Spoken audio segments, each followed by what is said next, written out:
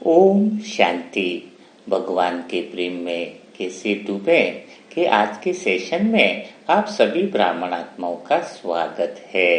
अब धीरे धीरे आप सभी आत्माएं अमृत वेला लाइव मेडिटेशन की तरफ बढ़ती जा रही है, जो 3:30 से 5 बजे तक शुरू होने जा रहा है। विदेश का ग्रुप तो चालू ही है जो अमृत वेला लाइव मेडिटेशन में जुड़ा हुआ है, लेकिन अभी आप आत्माओं को भी धीरे धीरे मौका मिल रहा है, नई आत्माओं के लिए है। तो अमृत वेला लाइव मेडिटेशन के अंदर आपको बताया गया है सुबह भी मुरली मंथन के अंदर कि आपको क्या करना होगा। आपको मुरली मंथन से संबंधित प्रश्न पूछे जाएंगे, क्वेश्चन पेपर होगा, उसका आपको आंसर देना होगा। तो अभी सभी आत्माओं के मन में यह बात आ रही होगी कि कौन से मुरली मंथन से या किस तरह के प्रश्न पूछे जाएंगे। तो लगभग जिस दिन भी पेपर की डेट अनाउंस होगी तो लगभग आपके पिछले 15 से 20 दिन के मुरली मंथन में से प्रश्न आपको पूछे जाएंगे। तो आपका अगर मुरली मंथन बहुत बढ़िया है, मुरली मंथन अच्छे समझकर उसकी सारी डिटेल भी अगर डायरी में आप उतार रहे हो तो आपको वह पेपर सोल्व करने में मदद मिलेगी। वह पेपर आपके पुरुषार्थ को बढ़ाने के लिए ही है, क्योंकि अभी तक जो अमृत वेला किया होगा यह अमृत वेला बहुत डिफरेंट होने वाला है। मानो ऐसा लगेगा कि प्रैक्टिकल में बाबा के पास ही पहुंच गए हैं। तो आपको प्रश्न किस तरह से आएंगे वो 2-4 दिन तक आपको प्रैक्टिस कराई जाएगी। जो प्रश्न के उत्तर इस शाम के दुआओं के सेशन में बताए जाएंगे उसमें से काफी सारे प्रश्न रिपीट भी होने वाले हैं। तो आप आत्माओं को ध्यान से शाम का वीडियो बहुत अच्छे से सुनना है। तो जैसे कि प्रश्न किस तरह से रहेंगे, प्रश्न भी मुरली मंथन में से ही रहेंगे और उनके उत्तर कोई अलग से नहीं रहेंगे, वही उत्तर रहेगा जो उस दिन मुरली में बताया गया है। तो जैसे प्रश्न की शुरुआत करते हैं, तो प्रश्न की शुरुआत क्या है उसको हमें समझना होगा। तो सबसे पहला, जैसे कि उदाहरण के लिए जो प्रश्न है वह यही रहेगा कि आत्मज्ञान का सही अर्थ क्या है ना। जैसे कि मुरलियां चली ही है तो आपको उसी हिसाब से प्रश्न पूछे जाएंगे, तो उसके कुछ एग्जाम्पल और तैयारी आपको कराई जा रही है।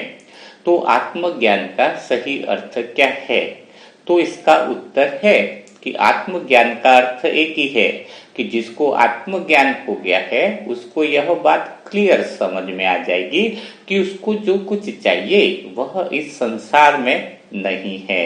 इस संसार में जो कुछ खोज रहा है वह इस संसार में नहीं है, वह सब आत्मा के अंदर ही है, यानी उसके स्वयं के पास ही है, उसके स्वयं के अंदर ही है। जब यह चीज समझ में आ जाए तो मानो वह आत्म अनुभूति के अंदर पहुंच जाता है। आत्म अनुभूति के अंदर पहुंच जाना यह ही सबसे बड़ा आत्मज्ञान है। आत्मा के केंद्र में स्थित हो जाना, इसी को आत्मज्ञान कहते हैं। दूसरा प्रश्न, मन की सबसे बड़ी अज्ञानता क्या है। मन की सबसे बड़ी अज्ञानता क्या है, तो मन की सबसे बड़ी अज्ञानता यही है कि मन जो अपने आप को अपूर्ण मान रहा है और उसको लगता है कि वह जो अधूरापन है वह संसार में कहीं कुछ इंद्रियों के द्वारा मिल जाएगा, यानी सारी इंद्रियों के द्वारा जो भी संसार में ढूंढ रहा है उससे वह पूर्ण हो जाएगा, उससे उसको तृप्ति मिल जाएगी। यह सबसे बड़ी मन की अज्ञानता है और इसी वजह से मन इंद्रियों के द्वारा बाहर भागता है। तो मन की सबसे बड़ी अज्ञानता समझ में आ गई। तो यह अज्ञानता को दूर करने के लिए ही बाबा निरंतर ज्ञान योग की पॉइंट चलाता रहता है। जैसे कि और आगे बढ़ते हैं, तीसरा जो प्रश्न है वह कौन सा है। तीसरा प्रश्न आपका हो गया कि मन जो है, मन का मैं और मेरापन क्या है, मैं और मेरापन में अंतर क्या है, इसको क्लियर करके बताओ। तो मैं और मेरापन जो है बाबा बार बार कहता है कि मैं और मेरापन को खत्म करो, इसका अर्थ क्या है? तो इसका अर्थ यही है, मैं और मेरा। तो मैं तो सभी लोग बोलते हैं, बिना मैं के तो कोई काम चल ही नहीं सकता है। मैं वहां जा रहा हूँ, मैं यहाँ आ रहा हूँ, तो आत्मा का मैं बोलना नॉर्मल है। लेकिन मेरा अर्थ यह है कि दुनिया में जो भी घटनाएं घटित हो रही है वह सामान्य है। जैसे किसी के घर में मृत्यु हो गई तो वह सोचता है मेरा भाई ने शरीर छोड़ दिया, मेरी बहन ने शरीर छोड़ दिया, रोता रह रहा है। लेकिन अगर वो पूछा जाए तो सामान्य घटना है। दुनिया में कोई ऐसा घर है ही नहीं जिसके अंदर मृत्यु होगी ही नहीं। हर एक घर में मृत्यु होती है, लेकिन जब वह उसको मेरे घर में बोल देता है तो वो व्यक्तिगत अहंकार यानी मेरा हो जाता है। वही मेरा को ही खत्म करना है। मैंने 25 लाख कमा लिए तो 25 लाख तो सारी दुनिया भी कई सारी आत्माएं कमाती है। मुझे बीमारी हो गई तो आप अकेले तो हो नहीं जो आपका शरीर बीमार हुआ है, सही सबके शरीर बीमार होते रहते हैं।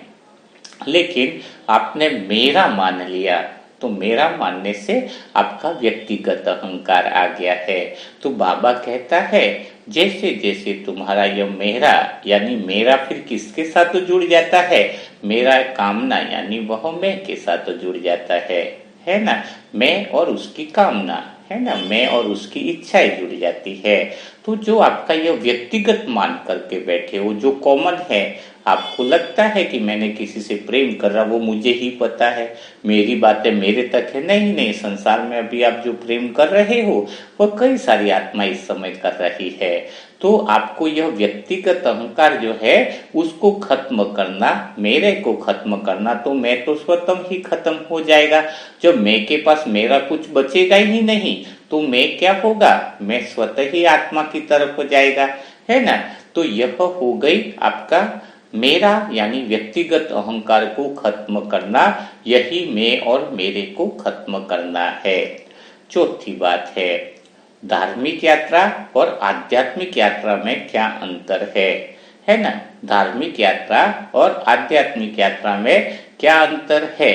तो धार्मिक यात्रा यानी वह कौन सी यात्रा है जो बाहर के लोग घूमते हैं, मंदिरों में जाते हैं, कर्म कांड करते हैं, वह हो गई धार्मिक यात्रा। लेकिन वह ओरिजिनल धार्मिक यात्रा नहीं है, वह तो हमें और उल्टी दिशा में लेके जाती है। तो आध्यात्मिक यात्रा का अर्थ हुआ कि जब हमारा मन आत्मा की तरफ गति करने लग जाए।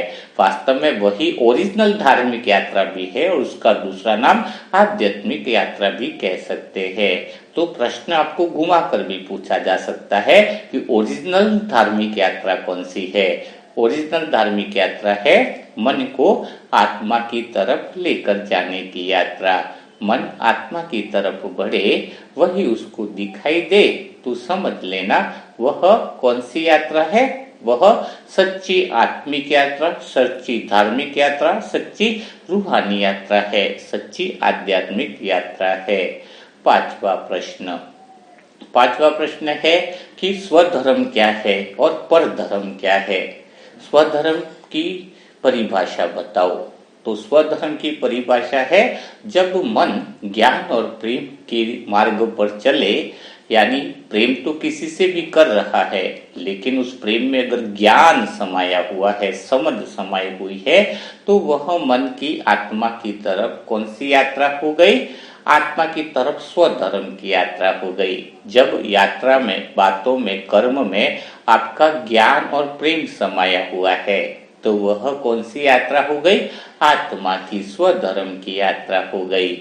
लेकिन जब आपका मन शरीर के हिसाब से चल रहा है, समाज के हिसाब से चल रहा है और पूरी दुनिया जैसे चल रही है, वैसे आप मुर्दे के समान संयोग के हिसाब से चल रहे हो, यानी पूरी दुनिया जैसे चल रही है उसी हिसाब से चल रहे हो, तो वह आपका परधर्म हो गया।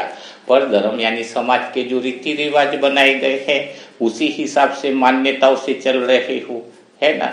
तो वह सारा परधर्म है जिसमें आपका नुकसान ही समाया हुआ है। क्योंकि परधर्म तो क्या होता है? परधर्म तो आपको क्या देता है? परधर्म तो आपको दुख ही देता है। तो यह बहुत एक तरह से गहरी समझ की बातें हैं।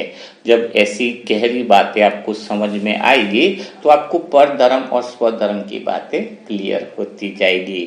छठा प्रश्न यह है कि कर्तव्य, कामना और कर्तव्य और बाबा का प्रेम और कर्तव्य दोनों में क्या फर्क है? कामना कर्तव्य और दूसरा कर्तव्य कौन सा है? प्रेम कर्तव्य। दोनों बातों में क्या अंतर है? तो साधारण आत्मा जो होती है वह कामना कर्तव्य करती है, नाम कर्तव्य का देती है। बच्चे को पाल रहे हैं, हमारा कर्तव्य है। बच्चों की शादी करा रहे हैं, कोई न कोई कर्तव्य निभा रहे हैं, चाहे समाज का निभा रहे हैं, लेकिन उसके पीछे कोई न कोई कामना छिपी हुई रहती है ना, इच्छा छुपी हुई रहती है। यानी जैसे कि उसका नाम हो जाए, उसका पद पोजीशन हो जाए, उसकी इज्जत बढ़ जाए, कोई न कोई, या फिर बच्चे मेरी सेवा करेंगे, है ना। तो ऐसी कोई न कोई कामना छुपी हुई रहती है, तो उसको कहेंगे कामना का कर्तव्य है, जिस कर्तव्य के पीछे कामना छुपी हुई है। तो प्रेम कर्तव्य क्या है? प्रेम कर्तव्य जो है वो परमात्मा शिव का जो दुनिया के प्रति करते हैं। तो परमात्मा शिव दुनिया के प्रति कौन सा कर्तव्य करते हैं? उनको संसार से कोई कामना नहीं कि संसार से मुझे यह मिल जाए, संसार से मुझे वह मिल जाए, इस तरह की कोई भी कामना नहीं है। यानी जब इस तरह की कोई कामना नहीं है, संसार के प्रति कोई इच्छा नहीं है, तो वो संसार के प्रति फिर काम क्यों कर रहे हैं? क्योंकि वो इसलिए कर रहे हैं क्योंकि उनको एक तो वो अपने खुद के आनंद में है। जब कोई खुश होता है तो मिठाइयाँ बांटता है, मिठाई कौन बांटेगा? जो खुश होगा। तो वैसे परमात्मा शिव तो ऑलरेडी आनंद में है, तो वह संसार के प्रति प्रेम भाव के कारण ऐसी कर्म करते हैं। किस कारण से करते हैं? संसार के प्रति प्रेम के कारण यह काम करते हैं।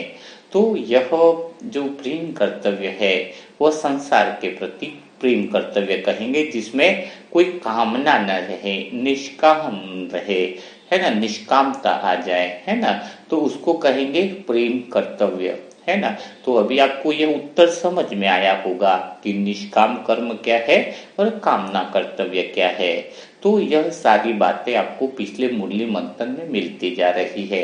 कल भी हम ऐसे ही मुरली के मंथन के प्रश्न उत्तर करेंगे, तो जिससे आपको यह सारी बातें क्लियर होती जाएंगी। तो उसके उत्तर आपको याद होने चाहिए, याद समझ कर होने चाहिए। तो आज कितने प्रश्न हमने करे? आज लगभग 6 प्रश्न उत्तर हमने कवर किए हैं। कौन से प्रश्न उत्तर कवर किए हैं? पहला कौन सा किया, रिपीट करा देता हूँ। पहला हमने किया है आत्मज्ञान। अच्छा, कोई ये लिखना चाहता है तो वीडियो के नीचे एक मोर को अगर आप क्लिक करोगे तो ट्रांजिस्ट लिखा हुआ मिलेगा, उसको आप क्लिक करोगे तो ये पूरा लिखा हुआ भी आपको मिल जाएगा। जैसे अभी मैं बोल रहा हूँ तो कई आत्माओं को लगता है कि मैं उसको लिख लेती तो बहुत अच्छा होता, तो लिखने की जरूरत नहीं है। वो ट्रांजिस्ट TRAN जो नीचे मोर के अंदर नीचे लास्ट में जाओगे तो ट्रांजिस्ट लिखा हुआ था यूट्यूब चैनल के वीडियो के नीचे, वहां पर ये जो मैं आत्मा बातें कर रही हूँ उसको PDF में लिखा हुआ मिल जाता है, तो उसको आप आराम से पढ़ सकते हो। मतलब आपको वो प्रश्न उत्तर भी पढ़ने में आ जाएंगे, ठीक है ना। आपको डायरी में लिख नहीं पा रहे हो, मैं जितना बोल रहा हूँ उतना तेज गति से शायद नहीं भी लिख पा रहे होंगे, तो वहां पर आप पढ़ लीजिएगा, है ना। वहां पर आसान से कर सकते हो। आपको उसका फोटो भी मैं भेज दूंगा नीचे ट्रांजिस्ट का, अगर किसी को समझ में नहीं आया तो वह भी आपको समझ में आने लगेगा, ठीक है ना। तो आज के प्रश्न उत्तर में कौन कौन से प्रश्न थे, आज जिसे रिपीट करके थोड़ा सा बता रहा हूँ कि आपको प्रश्न पूछा गया आत्मज्ञान का क्या अर्थ है ना, आत्मज्ञान का मतलब क्या है। दूसरा पूछा गया कि मन की अज्ञानता क्या है ना, मन की अज्ञानता क्या है उसके बारे में पूछा गया। तीसरा प्रश्न पूछा गया स्वधर्म क्या है, परधर्म क्या है ना, उसके बारे में पूछा गया। फिर आपसे पूछा गया कि कामना कर्तव्य क्या है ना, कामना कर्तव्य क्या है, और आपका प्रेम कर्तव्य क्या है ना। प्रेम कर्तव्य क्या है, कामना कर्तव्य क्या है ना, उसमें अंतर क्या है। फिर आपसे पूछा गया कि आध्यात्मिक यात्रा कौन सी है, वास्तव में सच्ची धार्मिक यात्रा कौन सी है, या इसमें अंतर क्या है, तो उसको स्पष्ट करके आपको बताया गया है। तो ये जो प्रश्न उत्तर आपको बताए गए हैं उसको दिल में बैठा दो, जिससे आपका जो अमृत वेले के जो क्वेश्चन आंसर पेपर होंगे उसमें बहुत आसानी से आप इन उत्तरों को लिख सकोगे। अभी संपूर्ण रीति से तैयार होने का समय आया है। यह सारे प्रश्न उत्तर कोई साधारण नहीं है। यह अभी तक बाबा ने जितनी मुरलियां चलाई हैं उसका बाबा आपको सार रूप में पढ़ा रहा है। कोई 2 साल का भी नया बच्चा है तो भी उसको इतनी सारी पॉइंट अगर क्लियर हो गई तो मानो वह ज्ञान स्वरूप हो जाएगा। तो इसी तरह के कल भी क्वेश्चन पेपर आपको डेली शाम के वीडियो में क्लियर कराए जाएंगे, ताकि आपको 10 दिन के मुरली मंथन तो पढ़ ही रहे हो, लेकिन आपको यह प्रश्न उत्तर भी रिपीट होने से आप अच्छी तरह से पेपर दे पाओगे, है ना। पेपर में किसी के साथ मोह लगाव वाला संबंध नहीं रहेगा। जो सही उत्तर देगा उसी को इन्वॉल्व किया जाएगा। हर एक प्रश्न का उत्तर जो है वो 10 नंबर का रहेगा, है ना। 10 नंबर का एक प्रश्न रहेगा, उसको आपको आंसर देना होगा, ठीक है। तो अभी तो डेट काफी थोड़ी सी लेट रहेगी ताकि आपको तैयारी का मौका मिल जाए। आप विशेष ग्रुप में शामिल होने वाले हो, उसके लिए आपको पहले से एडवांस में बधाई देने वाला हूँ, क्योंकि अब आप वो साधारण आत्माएं नहीं रहने वाले हो, अब आप विशेष और महान आत्माएं बनने वाले हो। क्योंकि बाबा का हर टास्क बहुत अलग होता है, सबसे निराला होता है, जो आपको ऊंचाई पर लेकर के जाता है। तो आज एक प्रश्न मुरली से निकला था, उसका उत्तर आपके ऊपर छोड़ता हूँ कि आपके लिए श्रेष्ठ क्या है, आपके लिए जीवन में श्रेष्ठ क्या है, उसका आंसर क्या आना चाहिए, है ना। तो उसका आंसर आप मुझे व्हाट्सएप पर भी मैसेज में लिख सकते हो, है ना। तो यह बात भी आपको ध्यान रखनी है। तो इसी कड़ी में हम आगे बात कर रहे हैं दुआओं की। दुआएं आपको लिखनी ही है, दुआओं का टास्क बहुत अच्छे से करना है, ताकि आपके जो दुआएं आपने दी है या नहीं दी है वह भी कमेंट्स बॉक्स में आपके नाम का चेक किया जाएगा। बिल्कुल ईमानदारी से सभी टास्क जो कर रहे हैं वो का टास्क भी करना जरूरी है, क्योंकि भगवान के साथ नियमित जुड़ने से ही हमारा भाग्य बनता है। ऑडियो टास्क, वीडियो टास्क, सभी टास्क, है ना। वो सारी चीजें करने, जिसको आगे बढ़ना है वही आत्माएं टास्क में निमंत्रित है। किसी को फोर्स नहीं है कि आप सभी टास्क करो, जो करेगा सो पाएगा। बाबा तो सबको सिर्फ बता देते हैं, किसी के कर्मों में हस्तक्षेप बाबा नहीं करते हैं। तो आज हम क्या बात करने वाले हैं, किसको दुआएं देने वाले हैं। तो आज हम दुआएं देने वाले हैं मिली बहन और उनके परिवार को। वही मिली बहन भी अपने तो मनसा सेवा ग्रुप से ही जुड़ी हुई है। दिन भर में कुछ जॉब और बिजी रहने पर भी उनके शेड्यूल निकाल देती हैं दुआओं के टास्क में भी, है ना। तो मिली बहन के लिए हम विशेष दुआ करते हैं, उनके परिवार के लिए विशेष दुआ करते हैं कि उनके परिवार में विशेष लौकिक बच्चा है, जो काफी समय से उसकी शुद्ध मनोकामना पूरी नहीं हो रही है। तो विशेष उसके बच्चे के लिए, लौकिक बच्चे के लिए विशेष दुआ करना कि उसके लौकिक बच्चे पर बाबा की छत्र छाया बनी रहे, और उसकी जो शुद्ध मनोकामना है भगवान उसके ऊपर ध्यान रखे, सदा उसकी रक्षा करे, और सदा उस पे इतना उसका मनोबल बहुत बढ़ाए। क्योंकि उनका बच्चा बाहर है, विदेश में है, तो विदेश में तो देखो भगवान ही अपना सहारा होता है ना। तो उनके लौकिक परिवार पर विशेष दुआएं करो कि मिली बहन और उनके परिवार पर भगवान की छत्र छाया बनी रहे, भगवान का सदा साथ बना रहे। मनसा सेवा ग्रुप की सारी आत्माओं की दिल से दुआ है कि मिली बहन और उनके परिवार सदा स्वस्थ रहे, सदा खुश रहे, है ना। सदा परमात्मा में मन और बुद्धि लगाए रखे, दुनिया की कोई भी झूठी मनोकामनाएं और जिद वाले स्वभाव संस्कार से मुक्त रहे, क्योंकि माया बड़ी खतरनाक है। तो ये विशेष दुआ करनी बहुत ज्यादा जरूरी है कि वह सदा ज्ञान को समझते रहे, मन की अज्ञानता से सदा वह दूर रहे, अशुद्ध कामनाओं से ज्यादा दूर रहे, ताकि दुख देने वाली बातें उनके जीवन में नहीं आए। तो जितनी बातें आप समझ करके दुआएं दे सकते हो, उतना मिली बहन और उनके परिवार को ढेर सारी दुआएं दो, ताकि उनका जीवन सदा के लिए खुशहाल बने। तो बिना देरी किए मिली बहन और उनके परिवार को ढेर सारी दुआएं दो। जो आत्माएं अपने पुरुषार्थ को बढ़ाने के लिए इस ग्रुप से जुड़ना चाहते हैं तो उसके लिए मोबाइल नंबर है 7202921969। इस पर आप ओम शांति लिखकर मैसेज कर सकते हो, अपना नाम और सेंटर का एड्रेस लिखकर। तो कल फिर हम मुलाकात करेंगे मूल्य मंथन के प्रश्न उत्तर के साथ। तब तक के लिए सभी भाई बहनों को ओम शांति, ओम शांति, ओम शांति।